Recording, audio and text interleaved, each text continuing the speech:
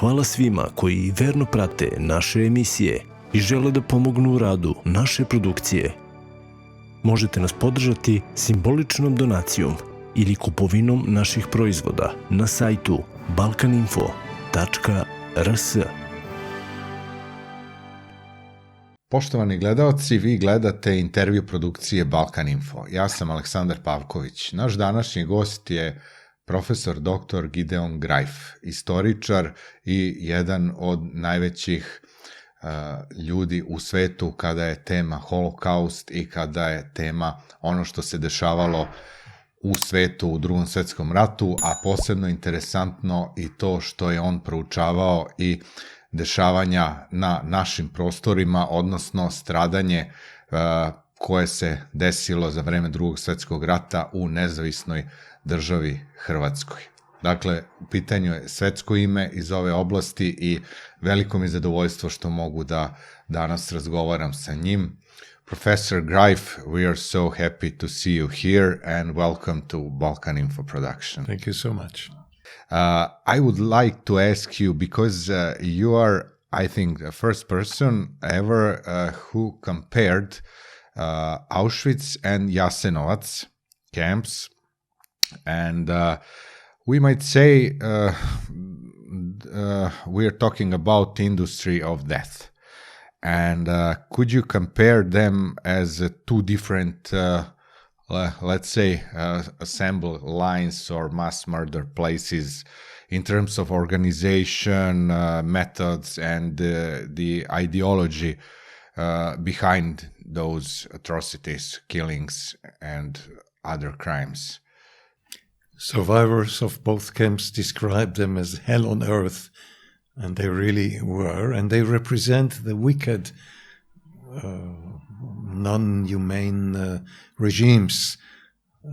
On one hand, Nazi Germany, on the other hand, Croat Ustaša, NDH. So the camps are the mirror of this wicked and vicious regime. There are differences between Auschwitz and Jasenovcu, but the principles are very similar, namely to destroy people, to humiliate people, to enslave people, to make them starve and suffer, and at the end, to kill them physically. I found some differences, but also some points of similarity in my research, and of course, for the prisoner, it doesn't matter who is his oppressor and what ways he uses. Suffering is suffering, and for me personally, I see it as a very important goal to represent the suffering prisoner, to be his voice, to be his echo. He can't speak anymore. Those who are murdered can't speak anymore. So I would like to be their voice, to speak out, to protest against the injustice which was conducted against them. And for this reason, I'm dedicating many years for my research, which I've published already in 3 books, a trilogy about Jasenovcu, about the crimes of Stepinac and the regime, the NDH. I'm still working on this topic, and I hope to publish more books about this. I think it's important to learn from history in order not to repeat the same crimes in the future. History is a long chain of pieces. If you cannot take out one piece and survive, you have to keep it as a chain and learn from it. In private life and in collective life. I'm always comparing private life and national life. It's the same. We people, we do history. So we have to learn from the past, and this is the only way not to repeat old mistakes. And it's possible. As you mentioned, actually, I will say I attended some of your lectures here in Belgrade, and it was really illuminating for people who are not from Serbia or this part of the world, so they didn't know almost anything about what happened in that independent state of Croatia, and they actually found a lot of things about it regarding those lectures, and those two, let's say, conveyor belts of killings had different methods, and as you mentioned in your lectures, they had two different ways. Let's say in Auschwitz, as you mentioned, perpetrators, they didn't want to have eye-to-eye contact with victims. And not to dirt their hands, to remain that was clean, the main reason. To remain clean, as Himmler said, as he formulated it in his famous speech in Poznań in 1943, we Germans, we will keep our hands clean. And for this reason, the Germans in all 6 or 8 extermination camps used prisoners to do the dirty work. They should be dirty, not we, the Germans. The Ustasha was totally different, more barbaric, enjoyed touching the blood, enjoyed touching the dying prisoner. It's different. I would say the Ustasha were more barbaric, more primitive. For the prisoner, again, for the murdered prisoner, it's the same. But if we analyze it from historical, from moral perspective, the Ustasha were much more brutal, primitive, and barbaric than the Germans. You mentioned gas chambers in Auschwitz. It was, let's say, literally industry of death. They would just take people in, and in few minutes they would 6 to 10 minutes, all died in agony, because suffocating is a horrible death. It doesn't take too much time, but it's a very painful death. And I have to emphasize the fact that the gas chambers are a result of a previous experience by the so-called Einsatzgruppen in the Soviet Union from June 22nd, 1941, the so-called Barbarossa operation, when the German murderers were dissatisfied. They had to stand vis-à-vis their victims, to look into their eyes, to murder babies, women. So they felt a little embarrassed, and it was also too slow, too expensive to use bullets. So let's find a different way, a different method, which will be not so expensive, quicker, and a way in which we will not be forced to look into the eyes of our victims. And the new system, the gas chambers, enable all this, solve all these problems. It's quick, it's not expensive, and if you don't want, you don't have to look into the eyes of your victims. And from that moment on, from the end of 41, beginning of 42, indeed, the killing operations are conducted in the gas chambers, and not anymore by shooting. That's a big difference. Gas chambers only were in Of course, there were hanging, and there were some shootings going on, but the main way of murdering Jews and others was by gas chambers. And there were people, they actually decided to take some people, some Jewish people, to make them become those Sonderkommando. Slaves. They were slaves, which had What was their task? Well, they were part of the system, but I always have to emphasize 1,000 times, they did not murder even one Jew or other victims. The Germans did it. They were the murderers. But the Jewish slaves had to, for instance, remove the bodies from the gas chambers after the suffocation.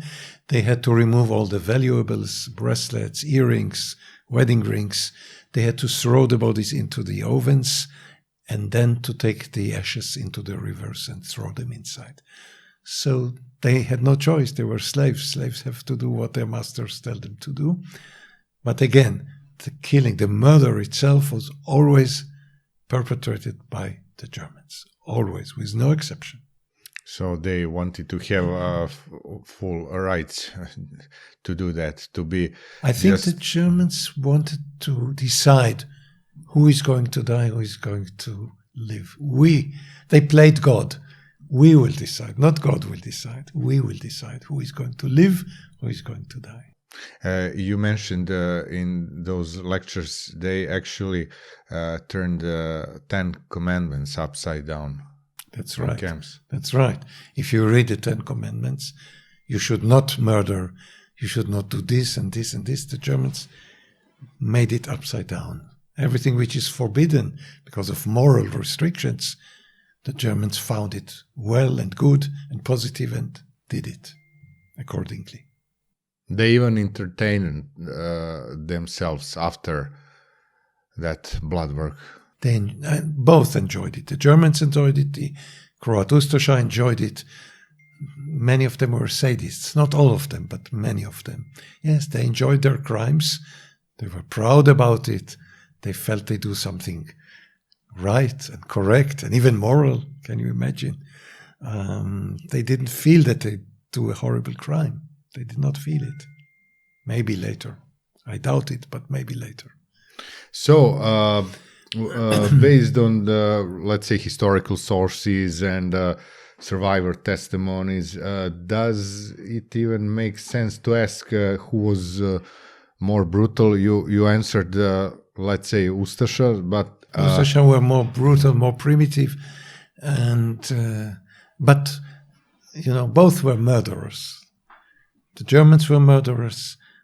The Ustasha, the Croat Ustasha were murderers, and the value of life was for them nothing.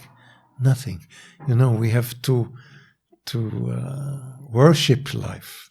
We fight for life. Life is the highest value in our world. And they despised life. The death was for them more important. As Paul Celan wrote in one of his poems, "Der Tod ist ein Meister aus Deutschland." That is the master from Germany. I made some little change. That is a master from Croatia, on the same basis. Paul Celan was a very famous Jewish poet from Czernowitz, Bukovina, at the time belonging to Romania. By the way, the city from my father, Czernowitz, my late father, Samuel. And I think his definition is very accurate, very accurate. Yeah. One more thing, when we think about that, we cannot actually imagine how it was there. I mean, we cannot be, let's say, in the eyes of that time. Not even 1 second.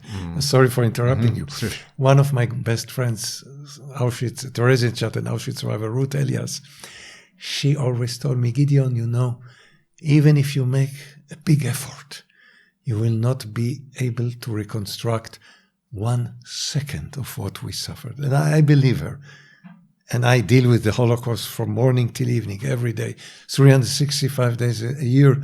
And she's right. I mean, because only the one who was there, maybe he can reconstruct it, maybe. What was the goal? To exterminate Jews, and of course in this area exterminate Serbs? For Nazi Germany, a world in which even one Jew is alive is not a good world, is not a harmonious world. In order to receive a harmonious, perfect world, you have to murder all Jews. Even a baby which was born 1 hour ago should not survive. That's a crazy ideology, of course. So the final solution of the Jewish question was, the goal was to create a world without even one Jew. And they started, unfortunately, they achieved 65 to 70% of this goal. Thanks God, Nazi Germany did not win the war. Otherwise, I wouldn't sit here today in your studio of Balkan Info. Thanks God. And the Ustasha, for the Croat Ustasha, the Serbs were the main enemies. Also, they had to disappear or to convert. They were the worst enemies. The Jews, I think, in a way, were a present to Nazi Germany, whom they wanted to imitate, to find sympathy.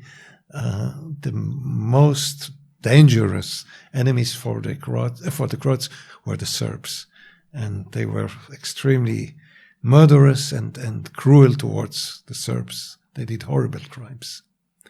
And one of my goals is also to expose, to reveal all these horrible crimes. I think we still do not know everything. And, in my book, Auschwitz, Jasenovcu, Auschwitz of the Balkan, I am mentioning 57 methods of killing of the Ustasha. I was told just in the lecture you mentioned that there were much, much more ways. They were so barbaric, as if one way of killing is not enough. They needed hundreds of ways. Have you found the reason why would Nazi Germans would like to exterminate Jews, and why would Ustasha Croats would like all Serbs to disappear?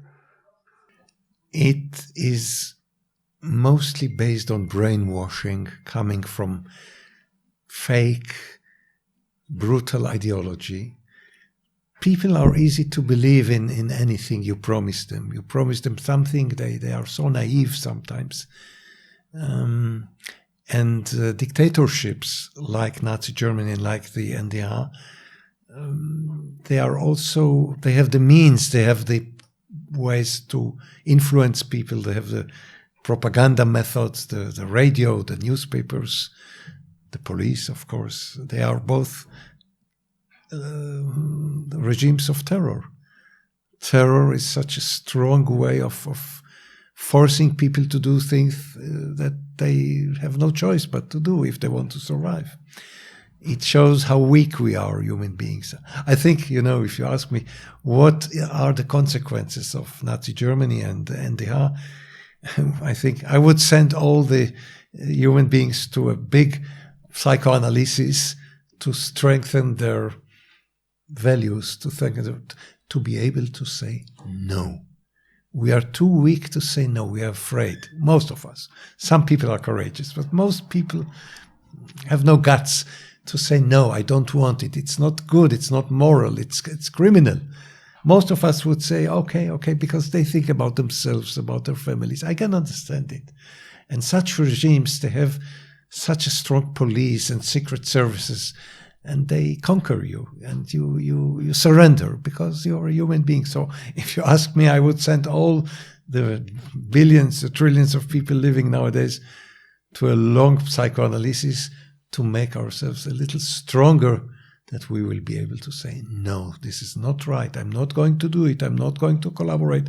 I'm not going to kill anybody, to murder anybody. It's injustice. We should be moral.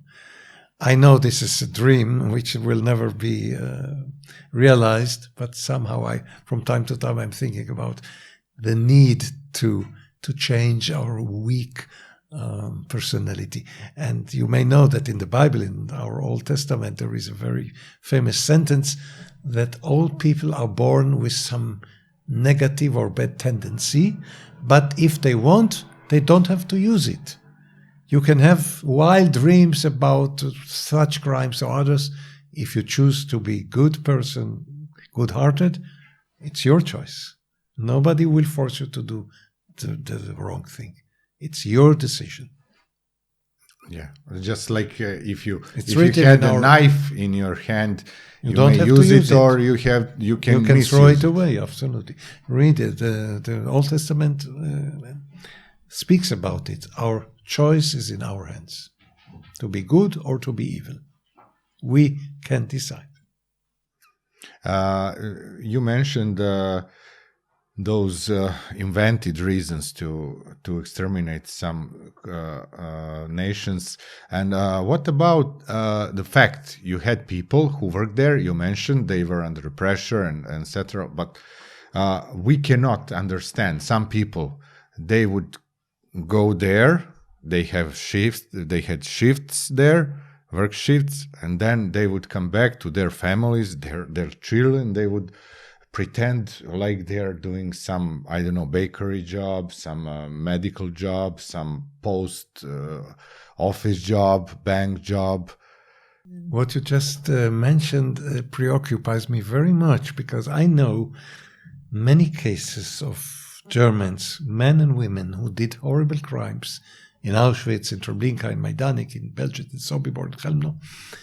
And one day, after returning, after the war was over, they behaved as if nothing happened, and they were not involved in criminality after 45. They just were normal citizens which have no problems with law, and it worked. And I'm asking myself, I do not have a good answer to your question, how it is possible, but it is possible. They returned to normal life, establishing a family, having a profession. Nobody heard about them after 45. I'm not talking about those who were arrested and being brought to trials. Many of them got away. They just disappeared from day to the other day. How is it possible? It is possible. It is possible. Thousands of such German criminals, and I guess the same with the Ustascha criminals. The same process happened. So what can we learn from it? It is possible.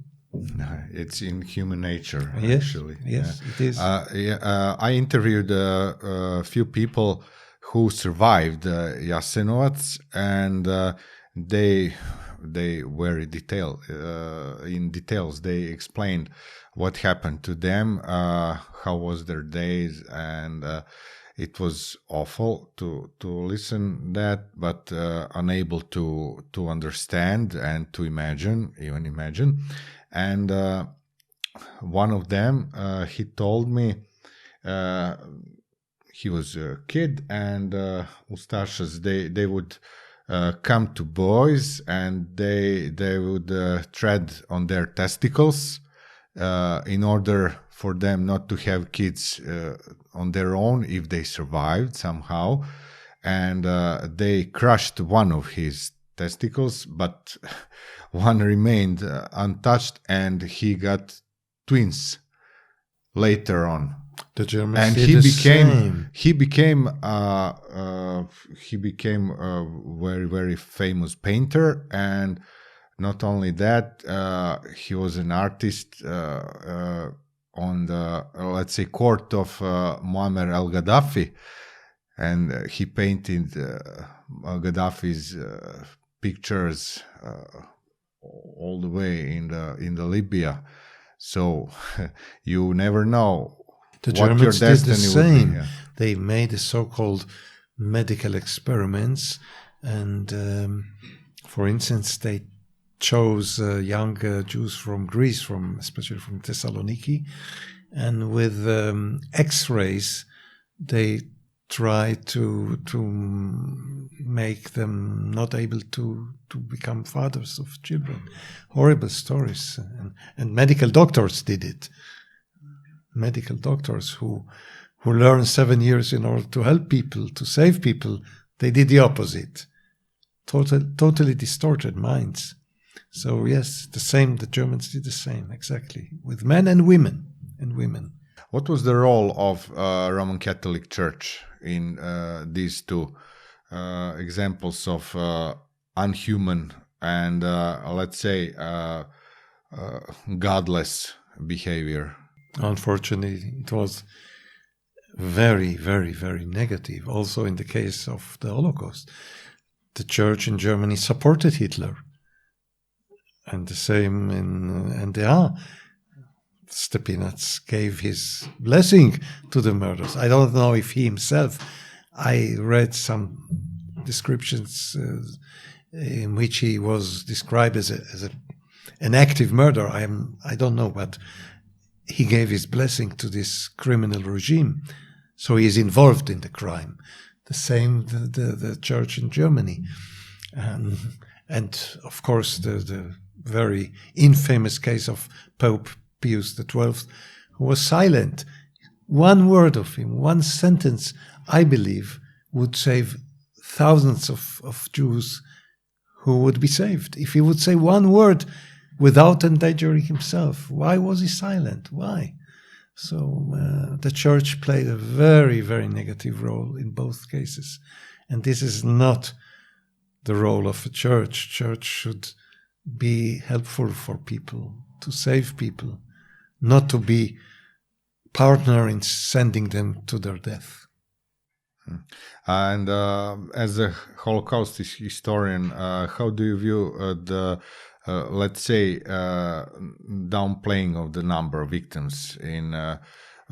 We here have that issue that some people from Croatia, they say there were not more than 70,000 victims of Jasenovcu, and even I found they would say something like this, like in NDH, their Croatian people were victims of genocide carried out by Serbs.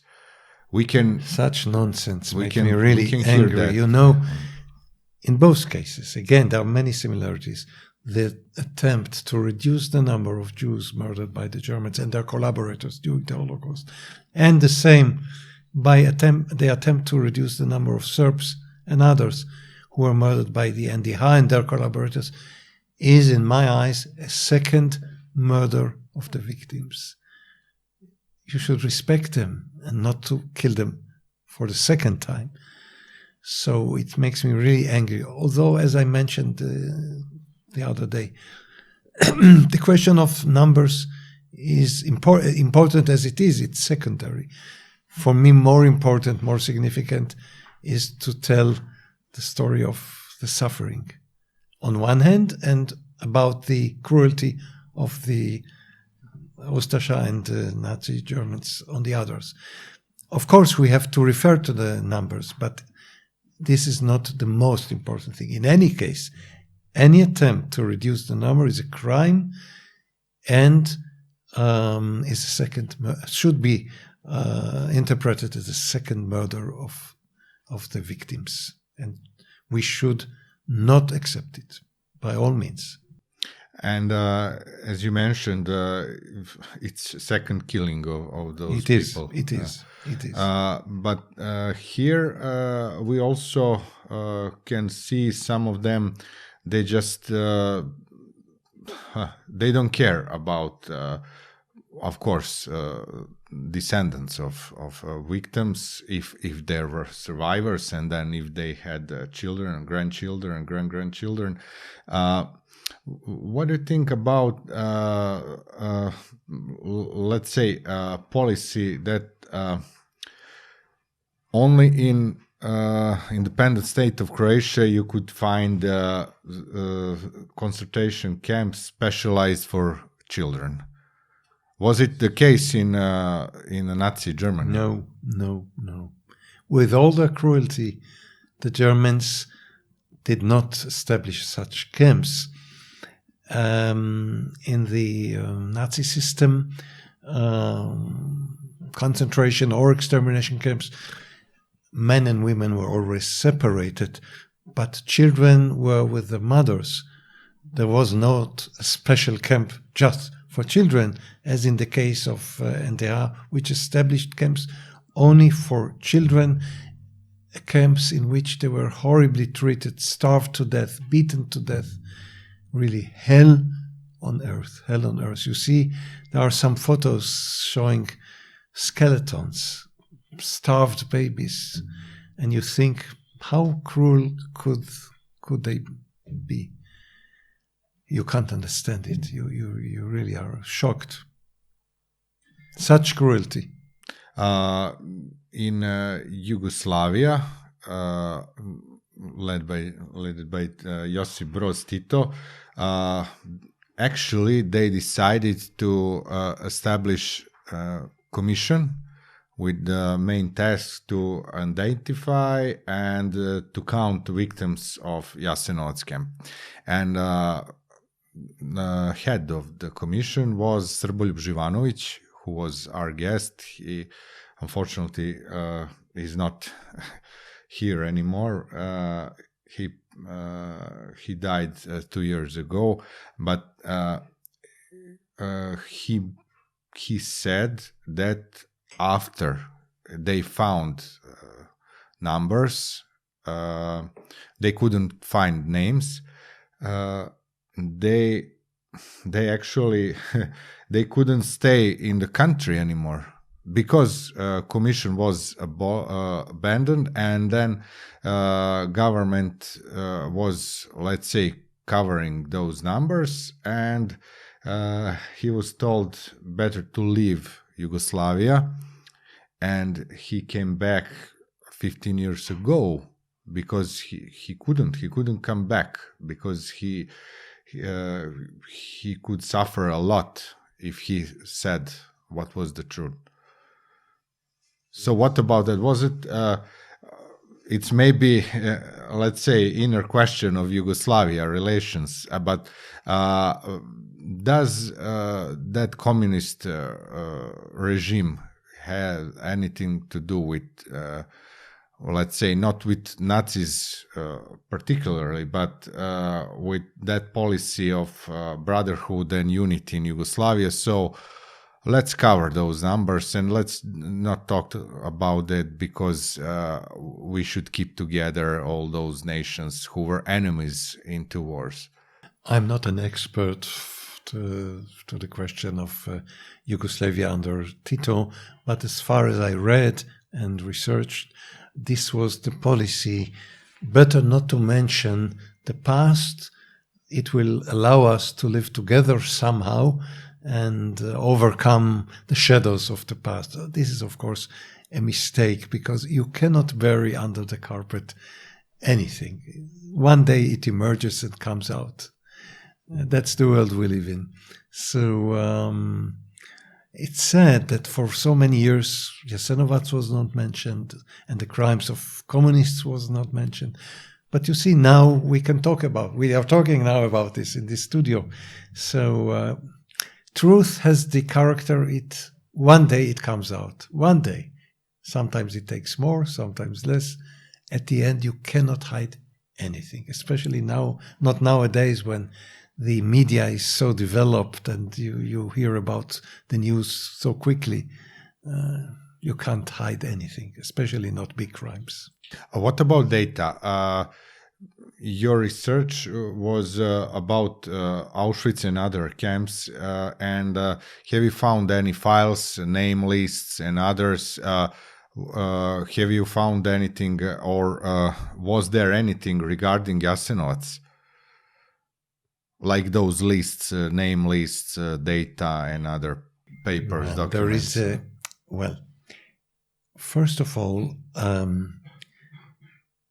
the Germans in Auschwitz and other places did not register those, especially Jews, who were sent directly to the gas chambers, because all Jews have to disappear. So why to bother and make lists? Only the minority who was temporarily chosen to life as slaves, they were registered, because we have to keep an eye and see that they are not escaping, that they are working, etc., to inspect them. But we can identify the names of 6 million Jews. We have the lists by now, and there are alternative ways to find all names of 6 million murdered Jews by the Germans and their collaborators, the Latvians, the Ukrainians, the Lithuanians, and all other nations in Europe who collaborated gladly. In a way, the Ustasha was even less orderly, so we have no lists at all, or almost no lists, but there are ways of reconstructing the numbers and even names of the victims. So by this we can contradict all these silly evaluations which are not realistic. I mean, we can find out the number and even the identity of the victims of both sides, those murdered by the Germans and those murdered by the NDR. There are ways, the archives are open nowadays, and by research you can find all this data easily. Were there any escaping plans in Auschwitz or Jasenovcu? In Auschwitz, hundreds of prisoners tried.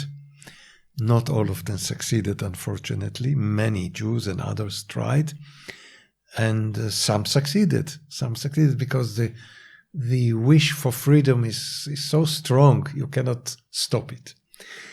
In Jasenovcu and the subcamps of it, it was more difficult, much more difficult. There were very few attempts and almost all of them failed. Only at the end of the period, so on April 45, the last prisoners tried to escape. They fought bravely. And this was a manifestation of courage and of the desire to be free again. But from Jasenovcu it was much, much more difficult to escape because of the security measures. In Auschwitz and other German camps the same, but somehow prisoners succeeded. Not all of them, of course. Was there any timetable in Auschwitz and Jasenovcu at all? Like for prisoners, for future victims, had they any rights for what about food or let's say, maybe it's ironic, but I would mention medication? In both camps, food was of bad quality, not enough. In Auschwitz there was a timetable. You knew that at 12 you get something, and in the morning something, but it wasn't a real food.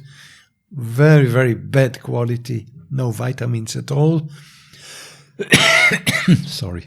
So prisoners became sick. About medications, forget about it. There were in Auschwitz some places called Revier, which is a synonym for hospital, but it wasn't a real hospital. There were real doctors there, even some Jewish doctors, but they could not help you. They had no medications, nothing to give you some medical help. And prisoners sometimes preferred not to go there because they were afraid that going to such places will bring them closer to their death. So they preferred not to complain. Sorry. In Jasenovcu it was even worse. No medical treatment.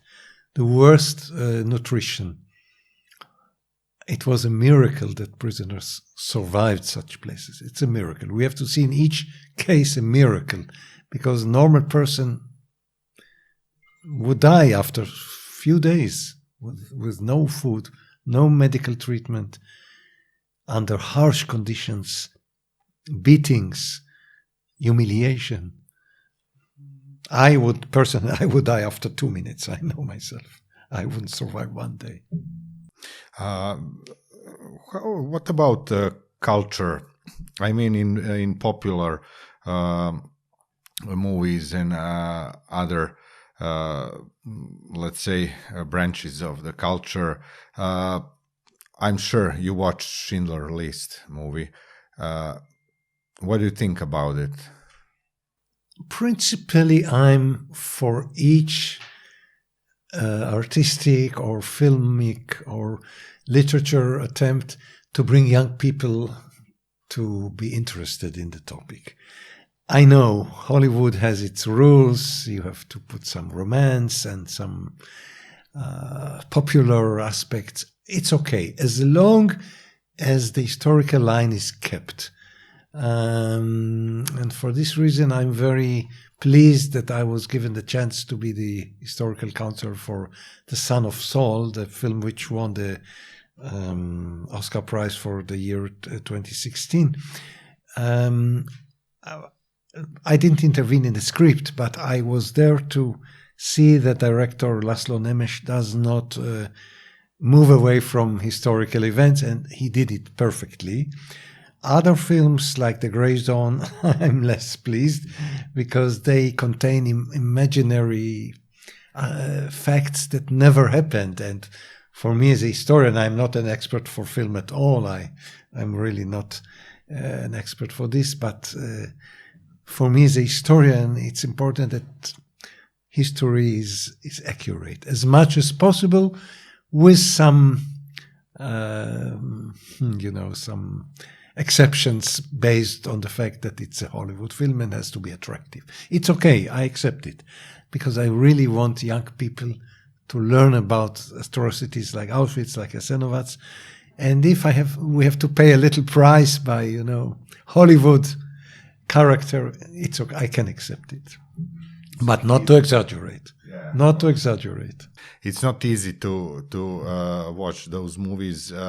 I know in Serbia it was very stressful and for some people impossible to watch a movie named Dara of Jasenovac.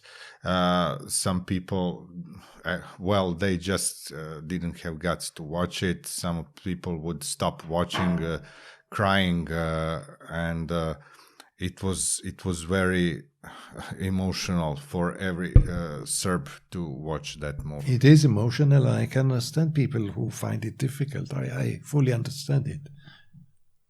And what about those salutes? Let's say, of course, we know what is not allowed in Germany to say, but what about Croatian salute? They say, no, it's not from that era. It's older than World War II salute. I hear very disturbing news coming from nowadays Croatia. This salute and some concerts in which Ustaša ideas are being represented. It's bad. It's bad for Croatia. It's bad for the world. It's bad for any decent person living on this planet. As I said at the beginning of our interview, we should learn from history. If you repeat the same patterns, it looks as if you will repeat the crimes one day, maybe not tomorrow, maybe 5 years from now or 10 years from now. Germany learned from its past, and all what you mentioned is absolutely criminal. You will be taken to prison in 5 minutes if you do it.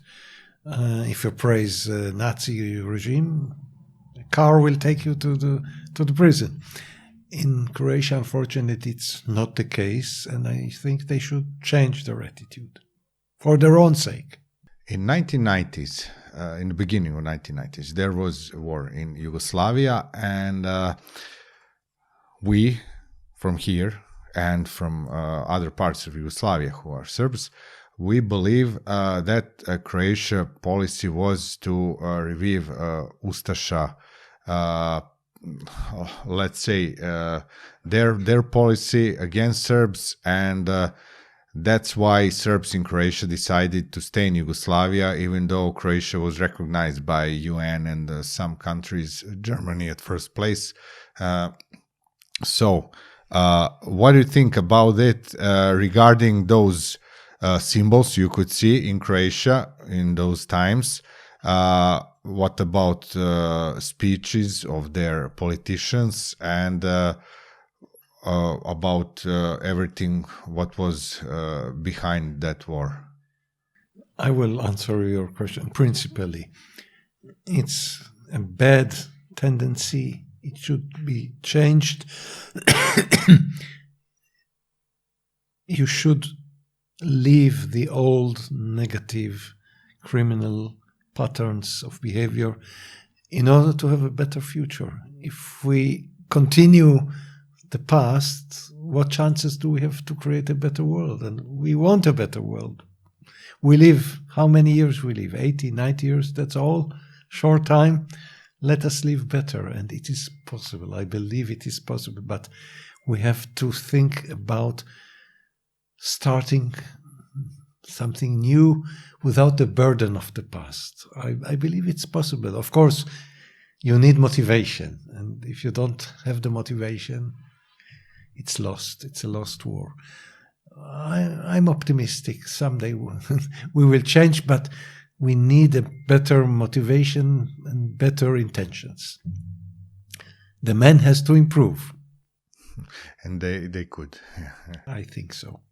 And but they say first thing we should do for reaching that goal is to sit together and to discuss about Yes, that. I believe and then in, to I say, believe okay, in it was like this. Can you tell me what's your what's your opinion about this? Okay, I understand. Okay, I don't understand. Okay, let's discuss. Let's find some common conclusion, and let's start over, or let's I don't know. Let's keep fighting, but it will not do anything good for us. I believe in dialogue. I think most of the problems can be solved by a genuine, decent dialogue. People have to talk with each other, and to make some compromises, also good sometimes. And when you ignore talking or conversations, you gain nothing. And this is one of the consequences of the commission. I was president of the commission for the investigating of the events in Srebrenica. We call upon for dialogue, for better understanding, for peace. We would like this area, the Balkan, which knew so many wars and bloodshed, finally to become a peaceful place on this planet, and I think it's possible. Just we need the good will and the good aspirations and the good tendencies. That's all. We know we can live together because right after Dayton, there were no documented incidents in Bosnia. Not a single murder or some kind of fight, but not like neighbor fight or something. Like people understood they should stop. So maybe that's good recipe for everybody. Absolutely. I think we can achieve a better world. Otherwise, we are heading I hope not, a third world war, and we do not need it. World War I and World War II were enough. More than millions paid with their life, innocent people. You know, the estimation about the victims of World War II are between 50 and 80 or even 90 million people. It's too much for one war. Do we need it? We don't need it. Israel, your country, has developed a highly, let's say, consistent and powerful system of Holocaust remembrance. And in what ways could Israeli experience in preserving the memory of Jewish suffering during World War II could be applied to Serbia for preserving the memory of suffering of Serbian people during World War II? The lack of remembering here is the reason why I started my connection with Serbia. I was asked by our Ministry of Foreign Affairs to advise, to assist the people of Serbia to remember their own tragedies. I would say the first thing would be, and I recommended it, to build a big museum for the victims, for the many, many thousands of Serbs who were brutally murdered. Not only during the last war, during generations, to teach about it, to publish about it, to research about it. There are many ways to commemorate, but it has to be intensive and strong and start today, not tomorrow. So a museum, books, teaching in every school from elementary school and at universities, of course, and to speak about it every day. And I think if you could ask the victims, if you could communicate with the murdered Serbs and others, what would you expect I think they would say, don't ignore us, speak about us as much as you can, every day, every minute. And I would follow this advice. When you talk like this, something personal, can you go to Croatia? By the way, I advised the government of Serbia to start planning such a huge museum which will authentically and objectively present the tragedy of the Serbian people. I still didn't get green light, but if they will nominate me, I'm ready to dedicate time and energy to realize this program, and I think it's needed. It's essential for the national memory. You know how to do it, so I think so. Yeah, we are supporting it. Humbly, I think so. Regarding this, can you freely go to Croatia?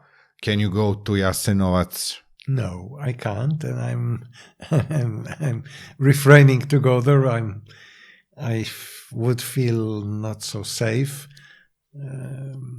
based on some unpleasant emails I got, so I prefer not to go there. The answer is no. But you can go to Germany. To Germany, yeah. I can go, and nobody is going to do anything bad to me there. I hope so. That was in our country opinion. We base some part of our opinion about European Union is based on how they treat Croatia and how they don't care what they do and how they behave in this situation regarding this topic. And we, from not believing, we are now like, oh, they are like that. They're just like that. But we don't support, let's say, majority of Serbian people. They don't support joining EU. One of the reasons is that because people like you who don't fight the truth but lies, they cannot go and speak freely in those places, even though it was 8 decades, afterwards. The fact that I'm not Serbian, my mother is not Serbian, my father is not, my grandparents are not Serbian, I think give me some advantage in exploring the truth and talking. I'm not afraid. And nobody is going to stop me in distributing the truth. I will do it as long as I live. And I think it's important to reveal the truth. And by the way, I forgot to mention before that we, Jewish people and the Serbian people, have a lot of common denominators. Suffering, being under prejudices, being persecuted for many generations. We have a very similar history, I think, which makes us like brothers. And I think this is one of the reasons I feel so pleasant and good when I'm here. I feel among friends. I like to visit Serbia because I feel the same spirit which I feel when I'm at home. So feel free to come here again. Thank you. When you come back to Serbia next time, I we will come be happy as much as I can. Thank you. Thank you very much for your time and for all your work. I am telling this in the name of all these people who watch this our Balkan Info production interviews for more than 10 years. So thank you very much. Thank you. Thank you very much. Hvala i vama na pažnji. Vi ste gledali još jedan intervju produkcije Balkan Info. Prijatno. Hvala svima koji verno prate naše emisije i žele da pomognu u radu naše produkcije. Možete nas podržati simboličnom donacijom ili kupovinom naših proizvoda na sajtu balkaninfo.rs.